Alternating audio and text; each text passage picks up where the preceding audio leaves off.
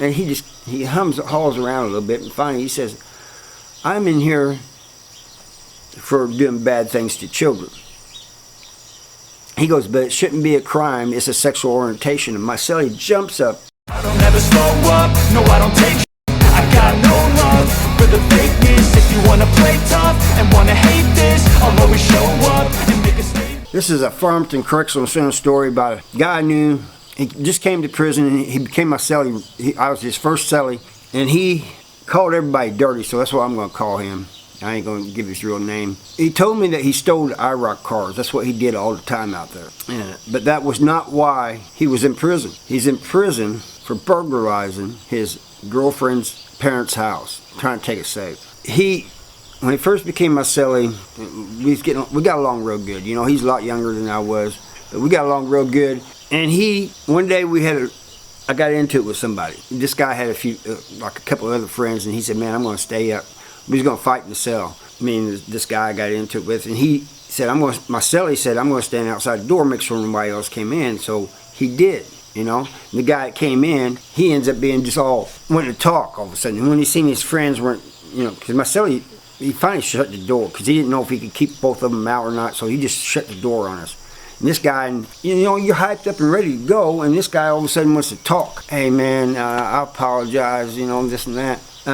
Come on, man, it doesn't have to be like this, man. And I didn't know if I could take the guy or not anyway, you know. I'm just going to be honest with you. I was ready to go. The point being, I was all hyped up and ready to go. And he started copping deuces and apologizing and everything. I said, all right, man, you know, accepted his apologize. He leaves.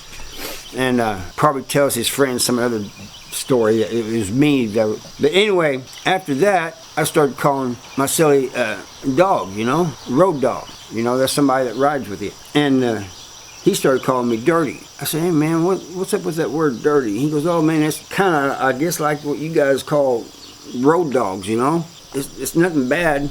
But the story I'm wanting to get to is we worked in the kitchen together for a while. And we were sitting one day talking, and we was making jokes about each other's charges, you know. He goes, hey, Harvey, I got to sleep with one eye open, man, when you're around. You know, we're just trying to pass time. Don't know if you're going to do me in or not, you know.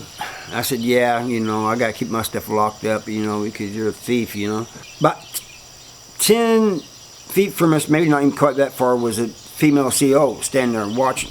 She was paying attention, but she wasn't. She wasn't trying to get into conversation or anything. She wasn't saying anything, but she would laugh every once in a while at our little jokes. Here comes this guy, and he hears us, what we're talking about, and he goes, neither one of you guys should get out of prison.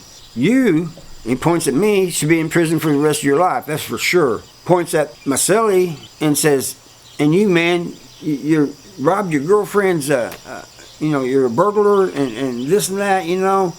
You can't be trusted, you know. You guys are exactly where you belong. So my celly says, what are you in here for? He said, well, I shouldn't be in prison because the crime I committed shouldn't be against the law, you know. But it doesn't matter if it should be against the law or not. It is, you know. My celly said, well, what are you in here for? And he hauls around a little bit, and finally he says, I'm in here for doing bad things to children. He goes, but it shouldn't be a crime, it's a sexual orientation. And my celly jumps up, chases this dude across the room, down this hallway, takes him in the bathroom and beats his ass. And other people that was back there, they come out and said, hey, CO, dude fell back here, he slipped on some water. So she calls medical and everything, and everybody's saying the dude slipped on water, you know, and it was an accident, except for the dude, the guy's ass beat.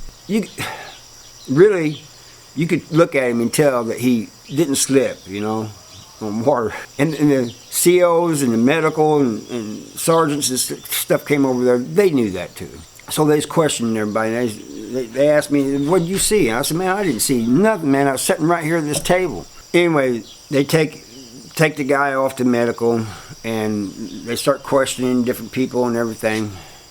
Somehow or another, I do not know how, my celly did not go to the hole. If it had been me, I'd been in the hole. But anyway, he didn't go to the hole. But that CO, we don't see her for a couple of weeks. When she comes back, she said they'd put her in a different position. and they kept questioning her and stuff. They finally put her back in there, you know.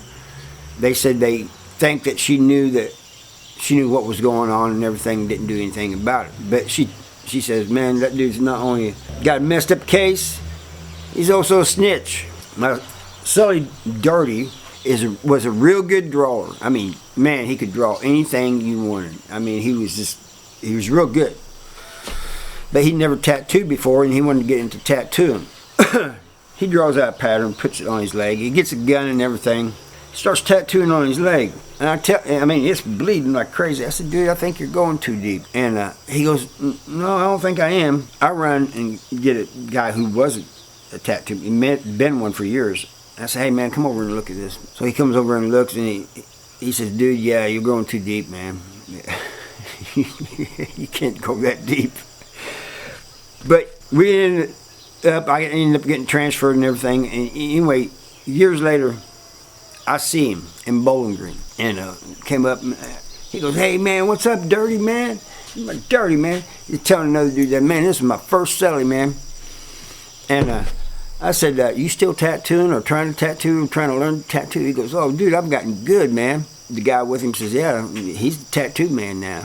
He's the main guy now. And he pulled up his arm, and he goes, he did this on me. He was good. But anyway, that was a good kid, man. Young blood, as we call him. So I thought I'd tell you this story. The main story I wanted to tell was about that guy with a messed up case that he beat up in the bathroom. I thank you for watching, and I'll see you next time.